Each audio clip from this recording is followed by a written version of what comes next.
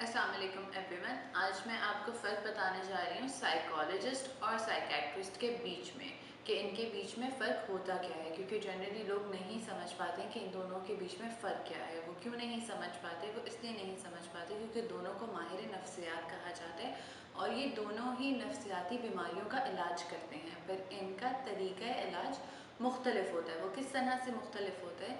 जो साइकोलॉजिस्ट होते हैं उनकी प्रॉपर ट्रेनिंग होती है मेंटल हेल्थ या मेंटल डिसऑर्डर से रिलेटेड, और वो इंटरवेंशन टेक्निक्स और स्ट्रैटेजीज सीखते हैं, लर्न करते हैं और वो इम्प्लीमेंट करते हैं। मीन साइकोथेरेपी होता है उनका मेन एरिया ऑफ ट्रीटमेंट या मैनेजमेंट।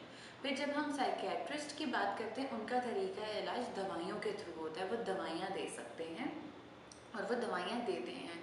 वो MBBS के बाद एक स्पेशलाइजेशन करते हैं और ये डिपेंड करता है कि क्लाइंट जो है वो किस मर्ज़ के साथ आ रहा है, उसकी सिवियरिटी लेवल कितना है। क्या वो एक साइकोलॉजिस्ट के साइकोथेरेपी करने के थ्रू ही उसका इलाज हो सकता है या वो बेटरमेंट की तरफ जा सकता है।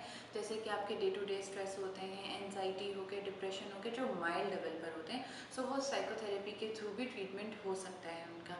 बट समटाइम्स ऐसा होता है कि क्लाइंट कुछ मेंटल डिसऑर्डर्स के साथ आते हैं, जैसे स्किज़ोफ्रेनिया हो गया, बाइपोलर हो गया। उसमें साइकोथेरेपी तब तक हेल्प आउट नहीं करती जब तक आप मेडिसिन ना ले सके। तो उसमें उनकी कोलैबोरेशन, साइकियाट्रिस्ट और साइकोलॉजिस्ट की कोलैबोरेशन बहुत ज़्यादा ज़रूरी होती है। तो मैं फिर ये कहूँगी कि ये डिपेंड करता है कि कब साइकोलॉजिस्ट की ज़रूरत है और कब साइकियाट्रिस्ट की ज़रूरत है, और उनके कब कोलैबोरेशन की ज़रूरत है। वो क्लाइंट की सिवियरिटी और उनके डिसऑर्डर पे डिपेंड करता है। So thank you. I hope आपको ये क्लियर हुआ कि इन दोनों के बीच में डिफरेंस क्या है।